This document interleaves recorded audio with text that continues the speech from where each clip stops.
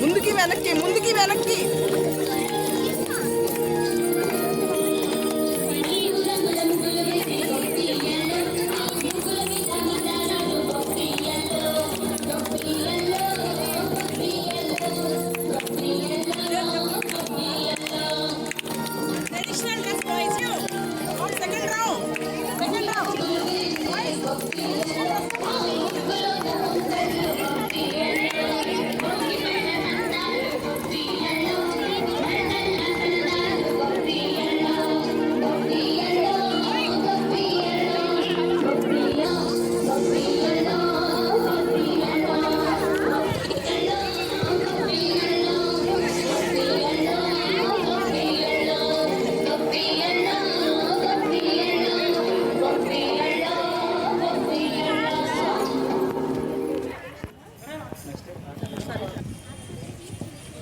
అందరికీ నమస్కారం.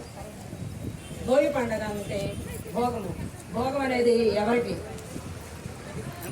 గోదాదేవి ఈ భోగి పండుగని 30 రోజులు ధనుర్మాస వ్రతం చేసి విష్ణుమూర్తిని భర్తగా పొందింది. కాబట్టి ఇది భోగి పండుగ. భోగి పండుగ సంక్రాంతి సంబరాలన్నింటిలో ముఖ్యమైనది భోగి. భోగి రోజున ఉదయాన్నే నిద్ర లేచి మనం అందరం భోగి మంటలు వేసి తలస్నానం చేసి కొత్త బట్టలు ధరిస్తాము. సాయంత్రం చిన్నపిల్లలకి భోగి పళ్ళు పోస్తాము, వాళ్ళని పూజిస్తాము. అందుకని అన్నమాచార్యులు వారి గొబ్బిళ్ళను గురించి కొలను దేవరకు గొబ్బియ్యళ్ళు, ఎదుకుల స్వామికి గొబ్బియ్యళ్ళు, కొండ గొడుగుగా గోవులు కాచిన కొండక స్వామికి గొబ్బియ్యల్లో అని అన్నమాచార్యులు వారు విష్ణుమూర్తి గురించి ఇలా చెప్పారు. కాబట్టి భోగి పండుగ భోగమైనది.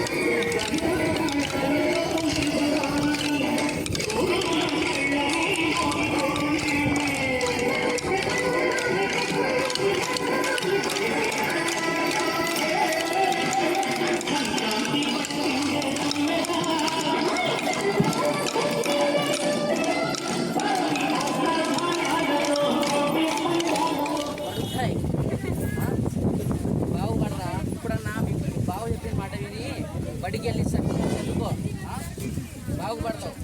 ఏంటి మరి జాగ్రత్త.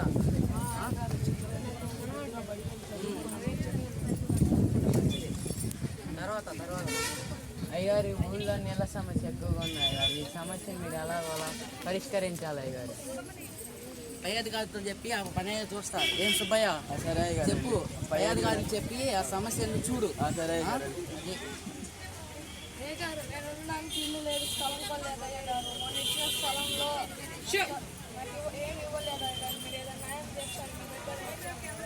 బాధపడమాక.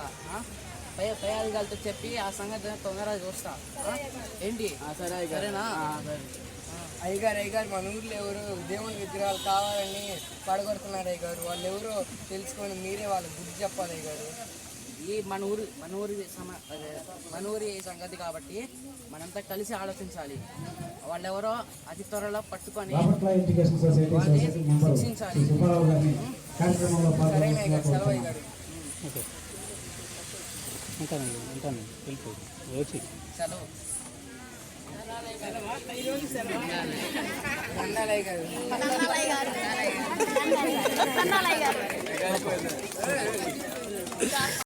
ఈ పండుగ మరింత శోభాయమానంగా విరాజిల్లుతుంది.